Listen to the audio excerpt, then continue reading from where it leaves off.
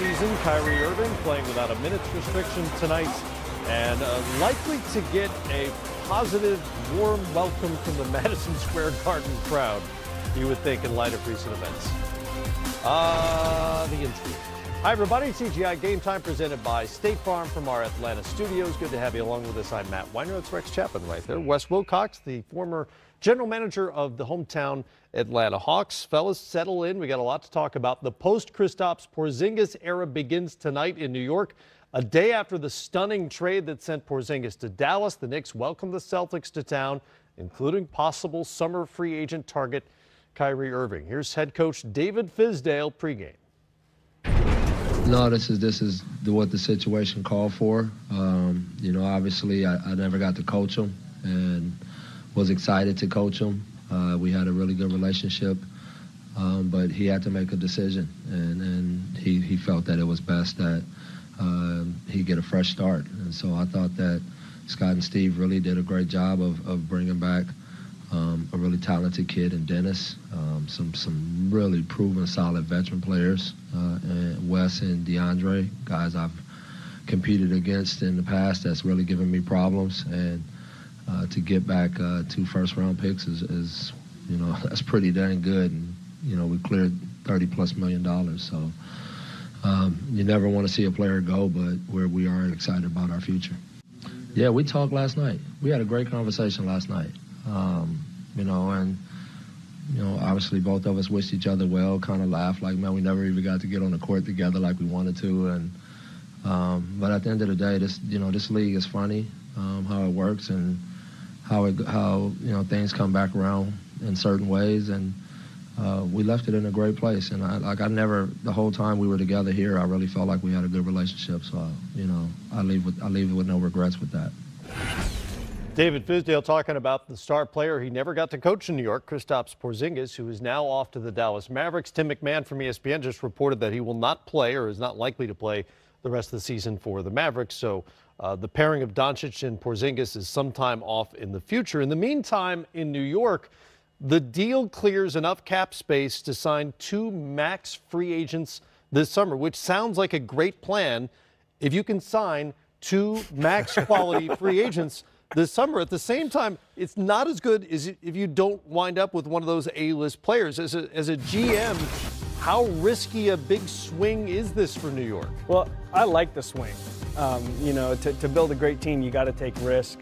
And when you take a step back and you look at the magnitude of a trade like this, there's 3 things everybody's looking for. They're looking for financial flexibility. They got that done. They're looking for draft picks. They got 2 of them, 1 being unprotected. And they got a young asset, a young player in Dennis Smith Jr. that can be a pretty good player for them. So big risk, but if you want to zoom out and say how these deals are typically put together, they check every box. But the flip side is, to go back to you, is the bird in hand theory, which is you have a star player, granted an injured star player, yep, but you have a legitimate star player. And at the moment, assuming none of these players who've come over from Dallas are going to be re-signed, because that's obviously the plan, you have no star player in New York. Yeah, that's what's unusual about this is the timing and really the place of Kristaps Porzingis' career. If we look back a year and a half ago, maybe prior to the ACL injury, when he's a top 20 player, franchise player, it's like unfathomable that we would be at this place just a little more than a year from there.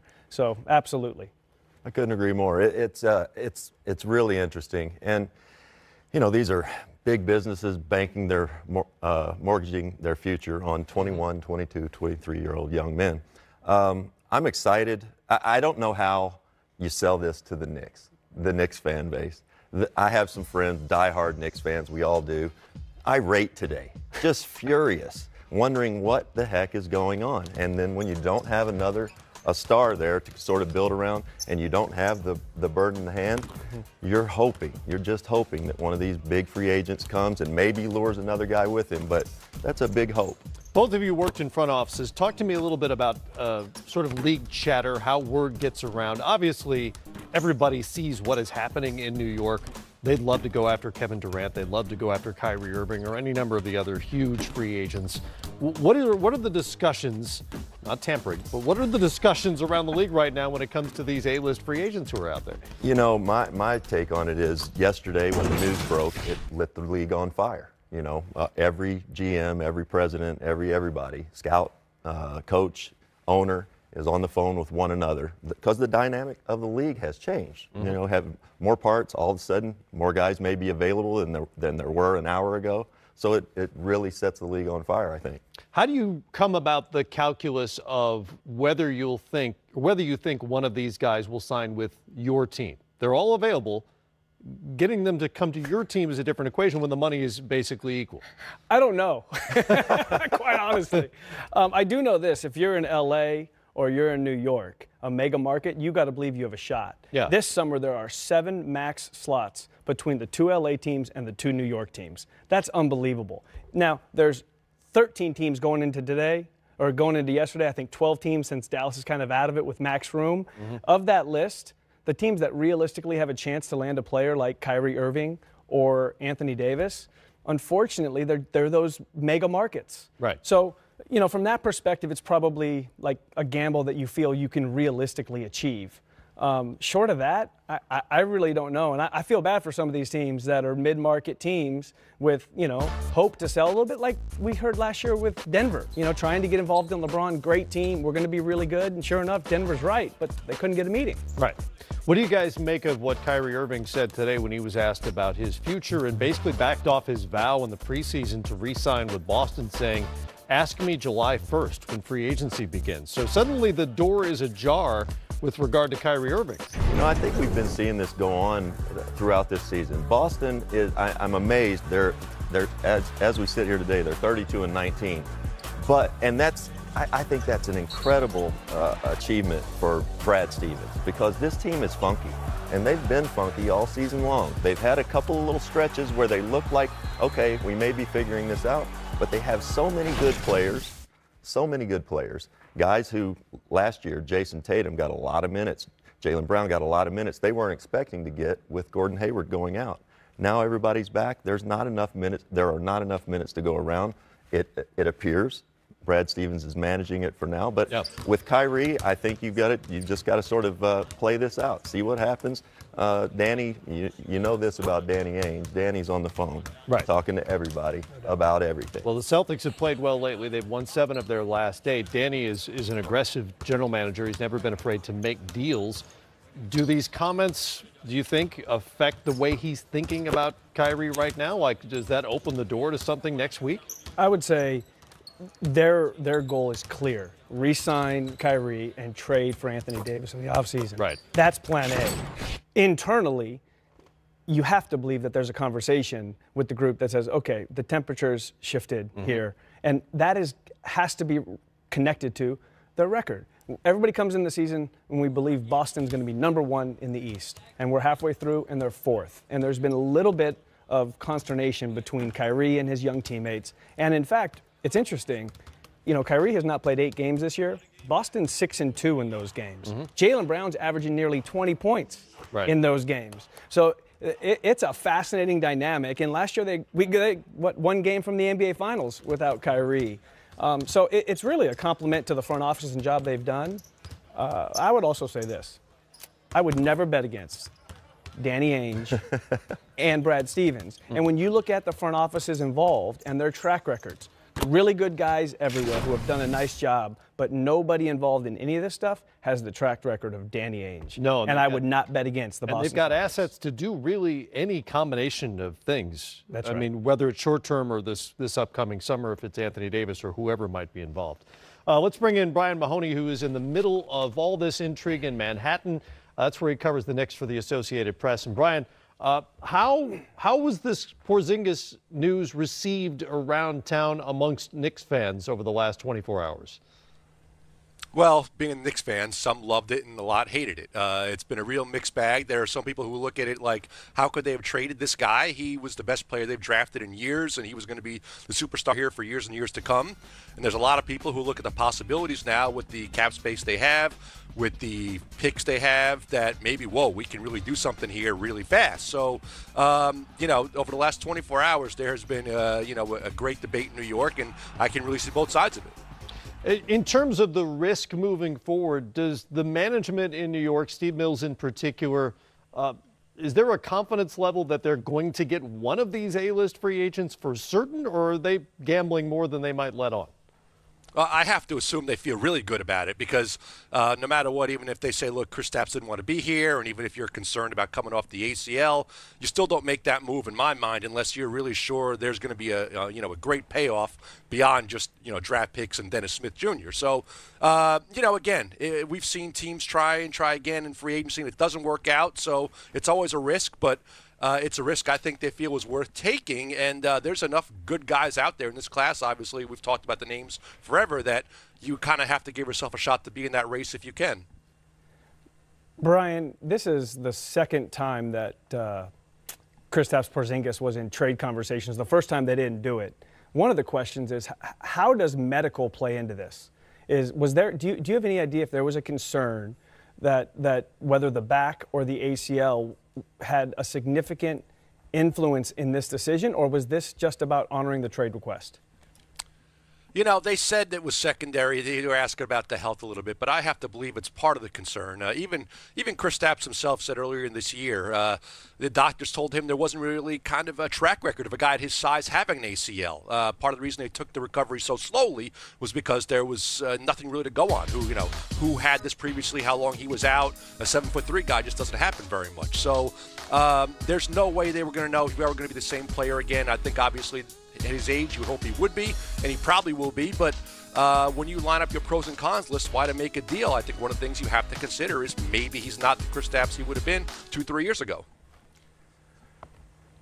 Brian, let me ask this. I'm a bit of a personnel guy. I think about your young assets, your young players, Kevin Knox and the like. You have some really good pieces. Dennis Smith Jr. getting over in a trade. How does Coach Fizdale keep these guys engaged, playing winning basketball, because you're going to lose games? You've won 10 all year. How does Fizz keep these guys engaged? Yeah, forget the winning basketball part. They're not going to win very much. But I think he's done a great job, and I think the players they have here have done a good job. There's been some guys who fall out of the rotation for a few games.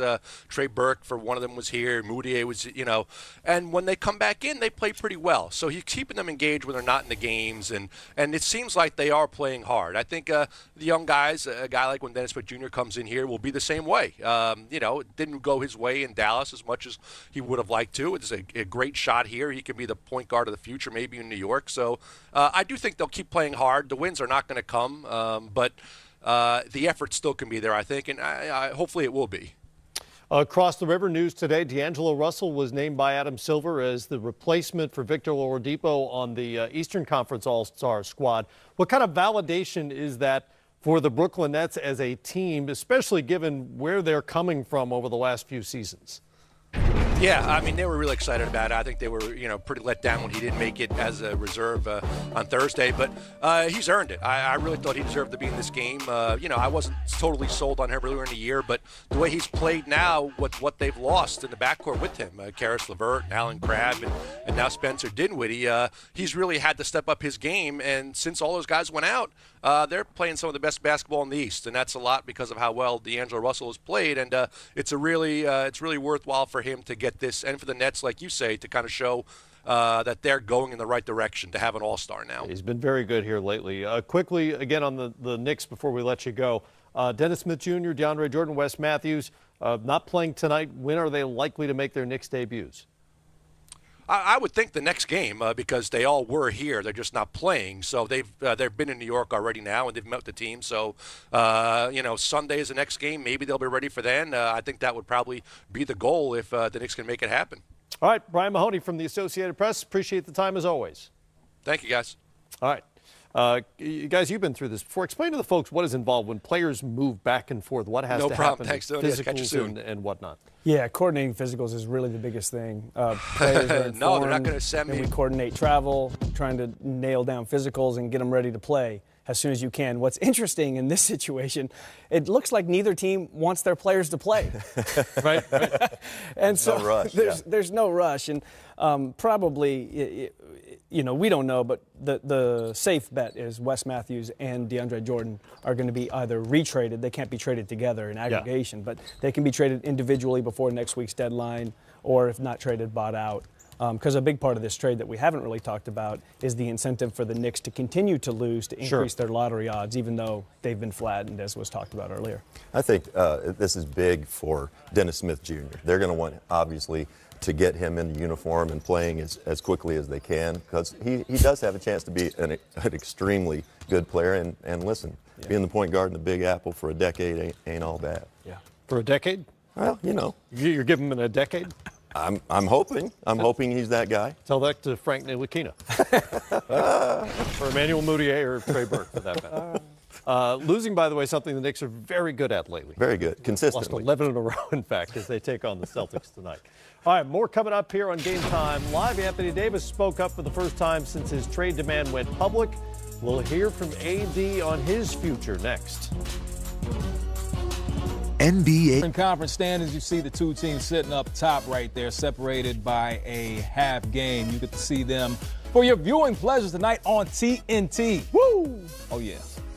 Welcome in Leo Rottens, a legend in his own mind, who will be calling the game tonight. A legend in his own mind? You're right. But, of course, a legend in real life and his own mind. Thank you for joining us. But before the season started, the Bucks weren't necessarily in the conversation as a sexy pick. We were talking about Boston, the Sixers, and, of course, your Raptors. Now, besides the obvious reasons, the Greek Freak, Coach Bud, what have you seen that has catapulted this team to the top of the Eastern Conference?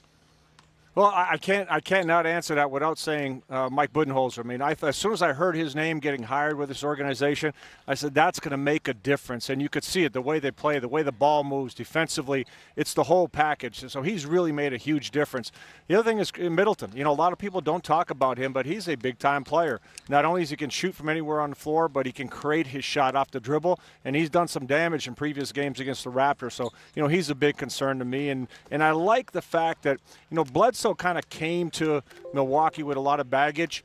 And when you look back to the playoffs last year, he really used that to fuel himself this year, and it's shown. I mean, he's responded this season the way you hope a player would, and he's been a difference maker as well. I like the word respond, Leo, because with this team, talking about your Raptors now, they're thinking big picture. How has Kawhi Leonard missing games and your bench being so deep helped you for the big picture for the playoffs? Well, you know, when you look at it, it's amazing the Raptors are where they are with the number of injuries and Kawhi getting the load management days. And I think it is a testament to the depth. And what that's going to enable this team to do is for Nick Nurse, he can find out who can do what in what situation, when they can step up, maybe which guy and which matchups are going to work the best. So he can play with a lot of different guys right now. And a lot of guys have that confidence going into the second half of the year that when this team is healthy, a lot of different players can step up and play in different positions. So, you know, quite honestly, I think it's been good for this team. Not the injury aspect, but just the fact that a whole bunch of guys have been playing and getting great opportunities to build up their confidence. And because of injuries, some of the guys needed those extra minutes to kind of get back into it after a slow start at the beginning of the season. Well, Leo, I'm just wanting you to know you're losing that Syracuse, New York accent, and you sound very Canadian right now. Just letting you know, brother. It's not a bad thing. It's not a bad thing. But, you know, the one thing I want to ask is, without naming a player, we see all the moves that, you know, Ozzy, KP getting traded today and all that. Do the Raptors have everything they need? Do they need to add anything? Not a player, but do they need to add an ingredient to be a championship team, or this is the championship mix? Well, this is a pretty good group when everybody's on the floor and they're healthy. Now, the one thing I would like to see, this is my personal opinion, I'd like to see another shooter.